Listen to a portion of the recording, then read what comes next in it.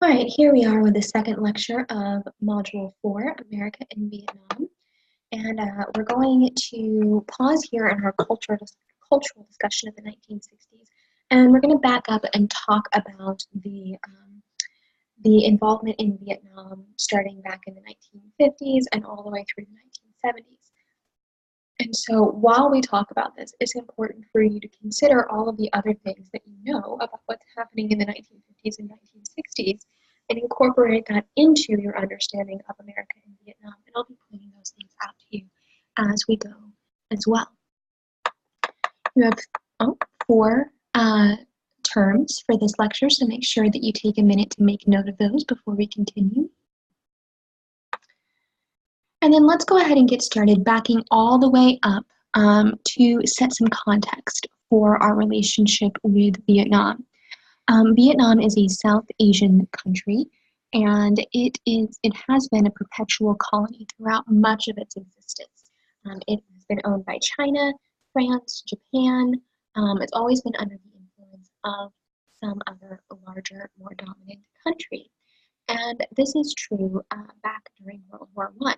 Now, during World War I, there was a man, pictured here, in Vietnam named Ho Chi Minh, and he was a nationalist. He wanted Vietnam to be independent. He wanted the Vietnamese people to be able to govern themselves, to be able to make their own decisions, and he loved the United States. He loved Woodrow Wilson because he heard what Woodrow Wilson was saying about how America was going to fight World War I in order to promote self-determination and independence and anti-imperialism. And Ho Chi Minh believed that Woodrow Wilson, if he won, would enforce that kind of behavior all around the world. And he would force places like China, France, and Japan to stop attempting to colonize Vietnam. And so he's a nationalist who loves the United States and Woodrow Wilson in 1919. However, Woodrow Wilson is not paying attention to Vietnam. When he talked about self-determination and independence, he meant for European countries.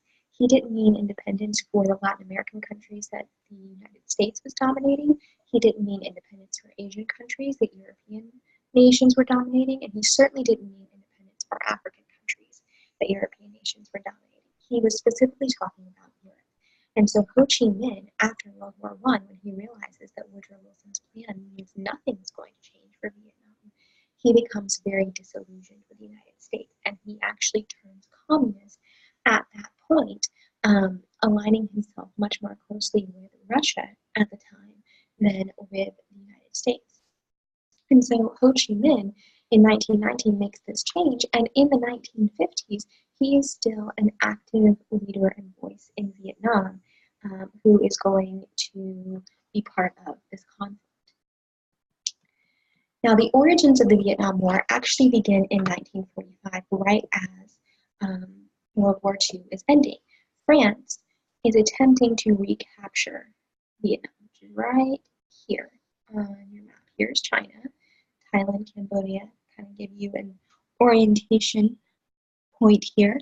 So France is going to attempt to recapture their former Vietnamese colony that they had lost during World War II. But Ho Chi Minh is leading rebellion forces in Vietnam and fighting back against French invasion. By 1950, France is losing the war in Vietnam. France has been devastated by World War II, and Vietnam is a very difficult place to fight within, especially for European countries who are not used to the terrain and not used to the guerrilla warfare that Ho Chi Minh and his armies would use against them. So they're losing the war, and they ask the United States to help them. Now, the United States, theoretically, is anti-imperialism. We're not actually, as we've discussed before, but we always say that we are. And so it wouldn't seem as though this is a fight that the United States wants to become involved in, but they agree to help. And why they agree to help is because Ho Chi Minh is an open communist at this point. And if you recall, our Cold War philosophy is containment. That's our Cold War policy. Contain communism, don't allow it to spread. And if Ho Chi Minh and his communist ideals gain control in Vietnam, then communism will spread to Vietnam. And so we agree to help because of our Cold War policy. That's why this is a hot war that falls under the umbrella of the Cold War. But we agree to help in a very specific way. We agree to help by sending military advisors to Vietnam to help the French forces and to help rally support in Vietnam to fight against Ho Chi Minh. So we don't actually send troops in 1950. Now, we will send our military advisors around 1950, and from 1950 to 1954, they will attempt to advise our way out of this war. And in 1954, we will come to an agreement called the Geneva Accords. That agreement will divide Vietnam at the 17th parallel, right here, into North Vietnam and South Vietnam. North Vietnam is under the control of Ho Chi Minh and his communist supporters. South Vietnam is under the control or the influence of the United States, who appoints a leader named Diem, right here, named Diem, to rule in South Vietnam. Now, the idea is that this division is temporary. In 1956, 2 years later, the country as a whole will hold elections between Diem and Ho Chi Minh, and whoever wins the election will reunify Vietnam under their control. Obviously, the hope is that Diem will win the election. The downfall to this is that Diem is a terrible person and a bad leader, and his wife is even worse than he is. And Diem and his wife become absolutely hated by the South Vietnamese people. And so when it comes time for the elections in 1956, Diem refuses to go through with them because he knows that Minh will win. Ho Chi Minh is actually very popular in Vietnam, and many people in the North and the South want him to be in charge. And so they refuse to hold the elections. The division remains past 1954, and we exist in this tumultuous, conflict-ridden, battle-ridden division of this country as Ho Chi Minh continues to try to dominate the South by military force since there were no elections. And this will last until 1963 when Diem is assassinated. And there are a lot of theories on why Diem was assassinated, but none of them have been proven. This is going to be a changing point in the Vietnam War, partially because Diem is assassinated, and partially because JFK, John F. Kennedy, who's president at that time, is assassinated in that same year. And so there's going to be new leadership in the United States and in South Vietnam. Now, a man named Lyndon B. Johnson is JFK's vice president, and he takes the presidency after this. Now, we discussed him previously when we talked about the civil rights movement, and we noted that he is much more concerned with domestic issues as opposed to foreign policy issues. He doesn't have as much of a handle on foreign policy. And so he decides that the answer to Vietnam is to amp up the war, but he doesn't have support for that from the American people. And so he's looking for a way to amp up the war, but he doesn't know exactly how it's going to happen. Then in 1964, in August of 1964, we have what is called the Gulf of Tonkin incident. Now, the Gulf of Tonkin incident was when an American spy ship was in the waters close to North Vietnam patrolling, and it called in and reported that there was a blip on its radar that could signal that an attack was on its way. That would be an attack by the North Vietnamese. And so that got turned into a report that said that the North Vietnamese had directly attacked an American ship. This is an escalation of the war because prior to this, North Vietnam was attacking South Vietnam, who was supported by the United States. But North Vietnam and the United States were not in a direct conflict. But if North Vietnamese patrols had fired on an American ship, that changes things. So there's all of this fast action. Congress passes the Gulf of Tonkin resolution, which gives the president, quote, all necessary measures to repel armed attack. It gives him the right to use all necessary measures to repel armed attack. And this concentrates the power in the hands of the president. That's the significance of the Gulf of Tonkin resolution, is that it changes the balance of power in the United States, because prior to this, Congress was the only body that had the right to declare war. But what this really does, in effect, is it gives Johnson the ability to send out the military as he thinks is needed to repel an armed attack. So it changes the checks and balances structure of the United States. The thing is that what we find out later is that there's no proof that any attack ever occurred. That blip on the radar could have been anything at all. The ship was never struck by anything. Nobody was ever injured. Nothing seemed to have happened. It could have been a bird or a fish or a technology incident or something that caused this blip on the American ship's radar, but no attack actually occurred. So this significant piece of legislation that has all of these consequences was based on nothing at all. But Johnson will use this Gulf of Tonkin resolution to bring about the escalation of American involvement in the Vietnam War, starting in 1965. He begins sending actual American troops over to Vietnam, and by 1968, 500,000 U.S. troops were in Vietnam. So this is a very quick escalation under Johnson. Now, this is not a popular situation. Johnson's decision does not go over well with the people. We'll talk about the anti-war movement that dominates the 1960s as well.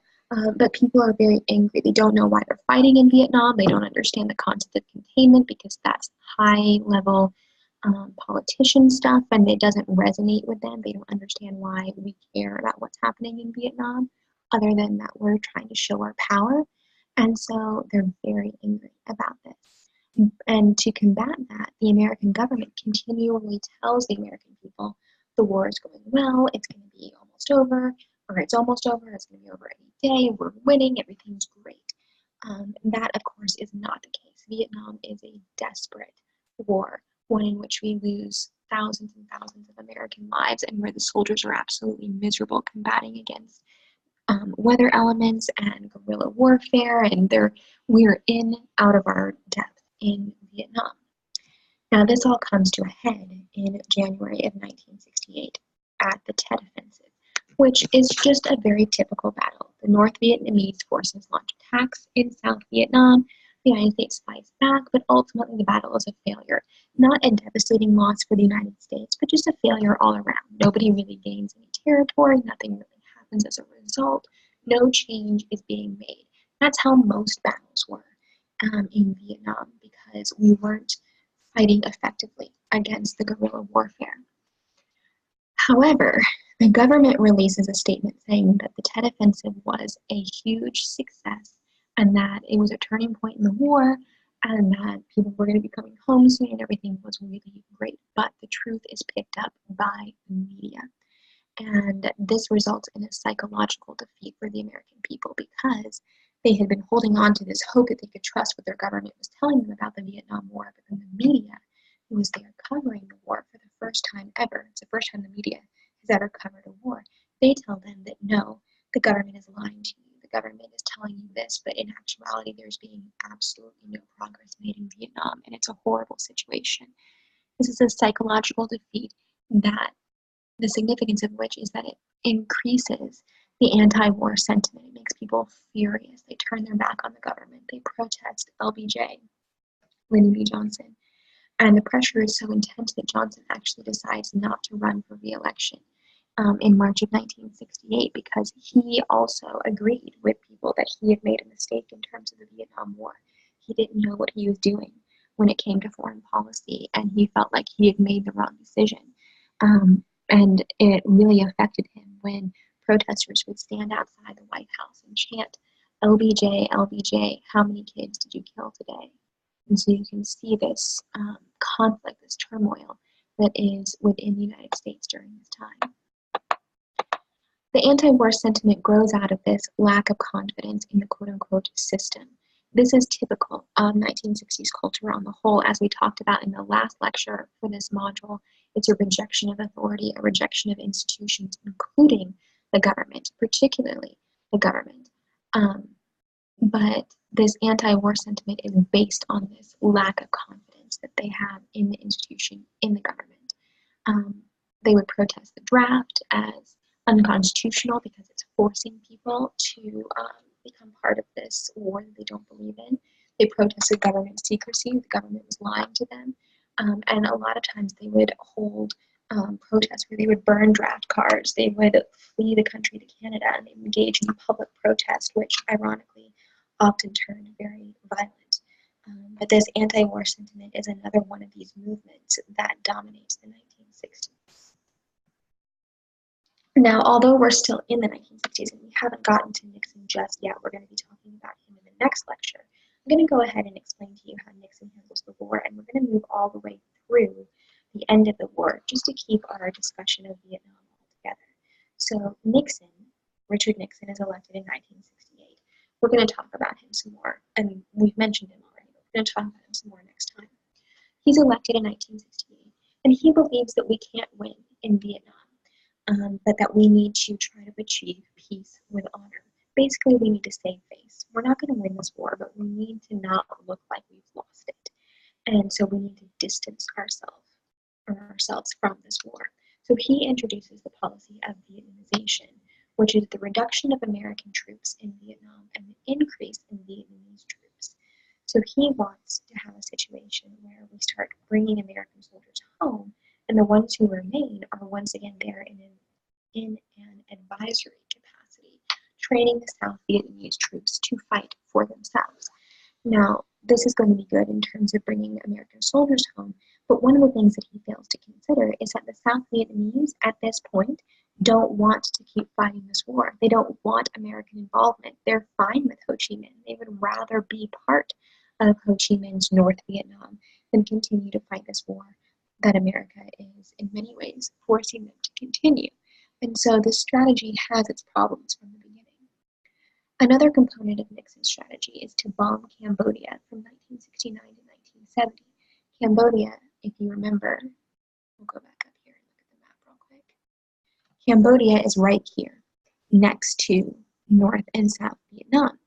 And Nixon's administration believed that one of the ways that North Vietnam was getting supplies and soldiers down into South Vietnam was by using secret routes that cut through Cambodia and then came down here into South Vietnam.